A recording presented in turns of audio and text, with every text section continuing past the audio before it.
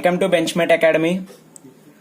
మనం ఇవాళ SSC JEE civil stream ఏదైతే ఉందో అందులో general engineering syllabus and building materials first టాపిక్ని మనం డిస్కస్ చేయబోతున్నాం. అయితే ఎస్ఎస్సి జేఈ సివిల్ స్ట్రీమ్లో ఏదైతే ఇంజనీరింగ్ పార్ట్ ఉందో జనరల్ ఇంజనీరింగ్ పార్ట్ దాని వెయిటేజ్ వచ్చేటప్పటికి మనకి 100 మార్క్స్ అనమాట. సో ఇందులో ఒకసారి సిలబస్ ఏంటంటే డిస్కస్ చేద్దాం. జనరల్ ఇంజనీరింగ్లో building materials, estimating, costing and valuation, surveying, soil mechanics, hydraulics, irrigation engineering, transportation engineering, environmental engineering. ఇవన్నీ ఇంచుమించు theory and surveying, soil mechanics, hydraulics ఇవి కొంచెం క్యాలిక్యులేషన్ పార్ట్ ఉంటుంది. ఇదంతా ఒక పార్ట్ కింద కన్సిడర్ చేద్దాం. అండ్ సెకండ్ పార్ట్ వచ్చేటప్పటికి ఇది స్ట్రక్చరల్ ఇంజనీరింగ్ అనమాట. ఇది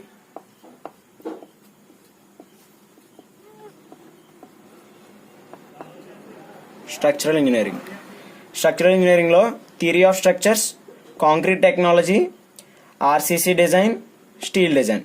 ఇందులో కాంక్రీట్ టెక్నాలజీ కొంచెం థియరీలో ఉంటుంది, ఇది థియరీ సబ్జెక్ట్లో ఉంటుంది. ఈ మూడు మనకి కొంచెం క్యాలిక్యులేషన్స్ అనేవి ఇన్వాల్వ్ అయి ఉంటాయి. సో మనం ఇందులో ఇప్పుడు ఫస్ట్ పార్ట్లో బిల్డింగ్ మెటీరియల్స్ని డిస్కస్ చేద్దాం. ఫ్రెండ్స్, బిల్డింగ్ మెటీరియల్స్, అసలు బిల్డింగ్ మెటీరియల్స్ అంటే ఏంటి? మనం బిల్డింగ్ కన్స్ట్రక్షన్కి ఏవైతే మెటీరియల్స్ యూజ్ చేస్తామో వాటినే బిల్డింగ్ మెటీరియల్స్ అంటాం. అసలు జనరల్గా ఏ మెటీరియల్స్ యూజ్ చేస్తాం? ఈ ఇంట్రొడక్షన్లో ఏంటంటే వేరియస్ మెటీరియల్స్ ఏవైతే యూజ్ చేస్తామో వాటి యొక్క properties of materials, physical properties మరియు కెమికల్ ప్రాపర్టీస్, వాటి యొక్క యూజెస్ అండ్ వేరియస్ టెస్ట్స్ అనమాట. వాటికి టెస్ట్ ఏ టెస్ట్ చేస్తారు, ఫీల్డ్ టెస్ట్ ఉంటాయి, స్టాండర్డ్ టెస్ట్ ఉంటాయి, ఏ టెస్టులు చేస్తారు, నెక్స్ట్ వాటి యొక్క క్లాసిఫికేషన్. అండ్ ఇప్పుడు ఈ మెటీరియల్స్ యొక్క ఎగ్జాంపుల్స్ చూద్దాం. జనరల్గా ఏమేమి ఉంటాయి మనకి building materials? Cement, bricks, stones, glass, wood, sand, paints, varnishes, ఇంకా చాలా వస్తాయి. ఏంటి మామూలుగా టైల్స్ కానీ ఇలాంటివి ఏదైతే బిల్డింగ్ కన్స్ట్రక్ట్ చేయడానికి మెటీరియల్స్ యూజ్ చేస్తామో ఇవన్నీ కూడా బిల్డింగ్ మెటీరియల్స్లోకి వస్తాయి. అయితే ఇప్పుడు బిల్డింగ్ మెటీరియల్స్లో ఇందాక మనం వేరియస్ మెటీరియల్స్ అనుకున్నాం కదా, అందులో సిమెంట్ గురించి చూద్దాం. సిమెంట్ వచ్చేటప్పటికి ఇది మామూలుగా బిల్డింగ్ మెయిన్ కన్స్ట్రక్ట్ చేయడానికి వెరీ ఇంపార్టెంట్ మెటీరియల్ అనమాట. అంటే మనం ఈ సిమెంట్తో పాటు శాండ్, ఇంకా అగ్రిగేట్స్ ఇవన్నీ యూజ్ చేసి కాంక్రీట్ చేస్తాం. ఈ కాంక్రీట్లో మెయిన్ పార్ట్ ఏంటంటే సిమెంట్. వీటిని బైండ్ చేసి ఉంచడానికి సిమెంట్ యూజ్ అవుతుంది. అదేవిధంగా మోటార్ అనేసరికి ఓన్లీ సిమెంట్, శాండ్ ఉంటాయి ఇందులోని. ఈ మోటార్ యూజ్ చేసి మనం బ్రిక్స్ కానీ వీటిని కానీ ఇంకా స్టోన్స్ని కానీ వీటిలన్నిటిని ఏదైనా అమరికలో పెట్టి ఈ మోటార్ యూజ్ చేసి బైండ్ చేస్తాం. సో ఇవన్నీ బైండ్ చేయడానికి మెయిన్ సిమెంట్ కావాలి. అసలు ఈ సిమెంట్ ఫస్ట్ ఎవరు కనిపెట్టారు ఏంటి ఇవన్నీ మామూలుగా చూద్దాం. ఇది 1824లో జోసెఫ్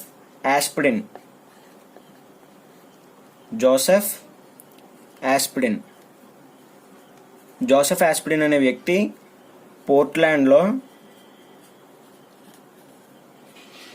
ఇంగ్లాండ్లో కనిపెట్టాడు.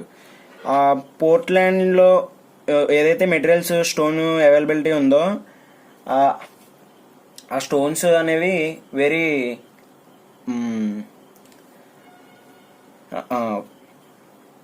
హై క్వాలిటీ మెటీరియల్స్, ఆ బిల్డింగ్ స్టోన్స్ అనమాట.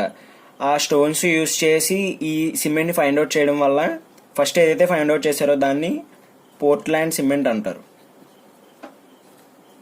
పోర్ట్లాండ్ సిమెంట్ అది ఎవరు కనిపెట్టారో ఏంటన్నా చూసాం. ఇప్పుడు సిమెంట్ యొక్క కాంపోజిషన్ కెమికల్లీ అందులో ఏ మెటీరియల్స్ ఇన్వాల్వ్ అయి ఉన్నాయి ఏంటి అన్నది చూద్దాం. అందులో ఫస్ట్ వన్ వచ్చేటప్పటికి లైమ్ అనేది 60 to 65% ఉంటుందన్నమాట సిమెంట్లో. అండ్ నెక్స్ట్ సిలికా వచ్చేటప్పటికి 17 to 25, and alumina 3 to 8, magnesia 1 to 3, and iron oxide 0.5 to 6%, and calcium sulphate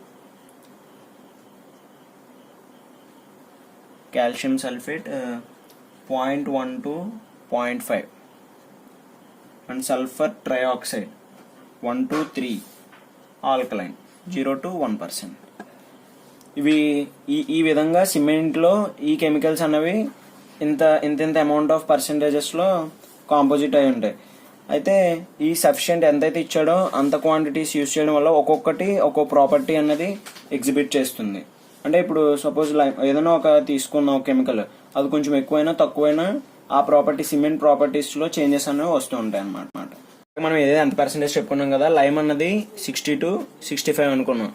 అయితే ఇది సఫిషియెంట్ క్వాంటిటీ ఉండడం వల్ల ఇది C3S and C2S and C3A silicates of aluminates and calcium వీటిని ఫామ్ చేస్తున్నాయి.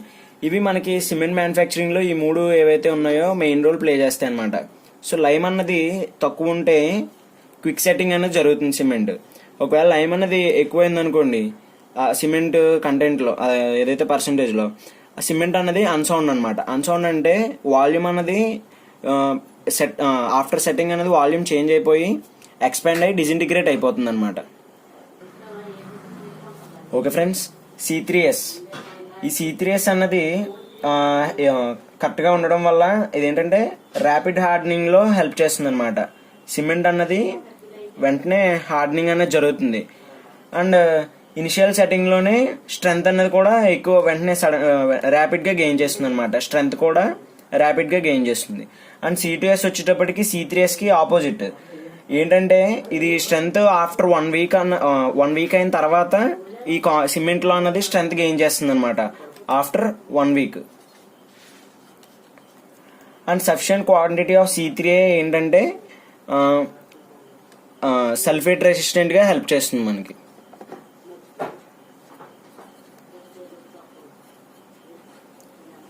సో ఈ విధంగా ఈ మూడు అన్నవి సిమెంట్ మ్యానుఫ్యాక్చరింగ్లో ఇవి చాలా మెయిన్ రోల్ ప్లే చేస్తాయి అన్నమాట.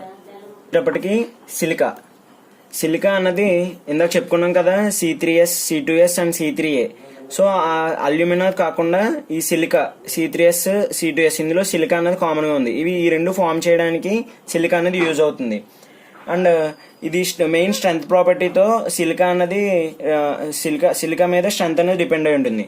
అదేవిధంగా నెక్స్ట్ వన్ వచ్చేటప్పటికి అల్యూమినా ఏంటంటే ఆ సిలికా స్ట్రెంగ్త్ ఎలా అయితే డిపెండ్ చేస్తుందో క్విక్ సెట్టింగ్ మీద అల్యూమినా డిపెండ్ చేస్తుంది అనమాట.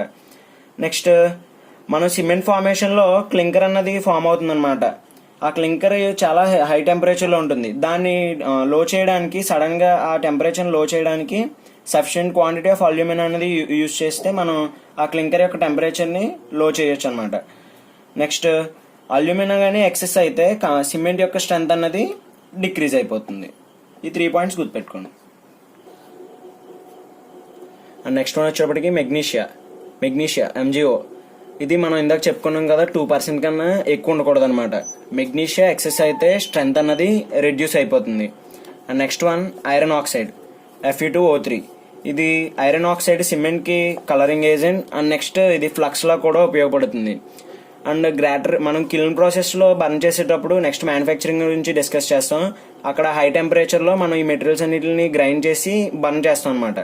అక్కడ ఉండే హై టెంపరేచర్లో కాల్షియం అండ్ అల్యూమినియంతో ఈ ఐరన్ ఆక్సైడ్ అనేది రియాక్ట్ అయ్యి ట్రై కాల్షియం అల్యూమినో ఫెరైట్ అన్నది ఫామ్ అవుతుంది. ఈ ట్రై కాల్షియం అల్యూమినో ఫెరైట్ అన్నది స్ట్రెంగ్త్ని గెయిన్ చేయడానికి, అది స్ట్రెంగ్త్ ఏదైతే ఉందో దీని మీద స్ట్రెంగ్త్ అనేది బాగా డిపెండ్ అయి ఉంటుంది అనమాట ఈ ట్రై కాల్షియం అల్యూమినో ఫెరైట్ మీద. చూడండి ఇది పైన. నెక్స్ట్ ఈ కాల్షియం నెక్స్ట్ వచ్చేటప్పటికి కాల్షియం సల్ఫేట్ CaSO4. ఇదే మనం జిప్సమ్ అంటాం అనమాట. ఈ జిప్సమ్ ఇది CaSO4 2H2O. ఈ ఫామ్లో మనం క్లింకర్ ఏదైతే ఫామ్ అవుతుందని చెప్పాను కదా ఇందాక, అదే మొత్తం ఇవన్నీ గ్రైండ్ చేసి బర్న్ చేసిన తర్వాత కిలన్లో క్లింకర్ ఫామ్ అవుతుంది. దానికి జిప్సమ్ అన్నది యాడ్ చేస్తాము. ఈ జిప్సమ్ యాడ్ చేసి దీన్ని యాడ్ చేయడం వల్ల సెట్టింగ్ టైం అన్నది సిమెంట్ యొక్క సెట్టింగ్ టైము స్లో డౌన్ కానీ లేదా రిటార్డ్ చేయడానికి కానీ దీన్ని రెగ్యులేట్ చేయొచ్చు. నెక్స్ట్ వన్ వచ్చేటప్పటికి సల్ఫర్ ట్రయాక్సైడ్ SO3. ఇది 2% కన్నా ఎక్కువ ఉండకూడదు. ఒకవేళ ఇది SO3 ఏదైతే సల్ఫర్ ట్రయాక్సైడ్ సిమెంట్ పర్సంటేజ్లో ఎక్కువైంది అనుకోండి, అది అన్సౌండ్ అనమాట. అన్సౌండ్ అంటే ఇందా చెప్పుకున్నాం ఆల్రెడీ. సెట్ అయిన తర్వాత వాల్యూమ్ అనేది ఎక్స్పాండ్ అయిపోయి మళ్ళీ డిసింటిగ్రేట్ అయిపోతుంది అనమాట. నెక్స్ట్ లాస్ట్ వన్ వచ్చేటప్పటికి ఆల్కలైన్ పర్సంటేజ్ అనేది ఎక్సెస్ అయితే ఎఫ్లోరసెన్స్ అనేది కాజ్ అవుతుంది. ఓకే ఫ్రెండ్స్, ఇవాళ క్లాస్లో మనం సిమెంట్ యొక్క ఇంట్రొడక్షన్ కానీ అండ్ కెమికల్ కాంపోజిషన్ కానీ అండ్ అదేవిధంగా ఎస్ఎస్సి జేఈ మన సివిల్ డిపార్ట్మెంట్ సంబంధించిన ఏదైతే సిలబస్ ఇవన్నీ డిస్కస్ చేసాం. అండ్ నెక్స్ట్ క్లాస్కి వచ్చేటప్పటికి రా ఇంగ్రీడియంట్స్ అంటే ఇప్పుడు కెమికల్ కాంపోజిషన్ చూసాం కదా, వాటి ప్లేస్లో కెమికల్స్ ప్లేస్లో ఏ materials, and next manufacturing of cement and various types of cements. ఇంకా టైం ఉంటే యూజెస్ ఇవి కూడా డిస్కస్ చేద్దాం. Okay friends, thank you. Please do subscribe, share and like.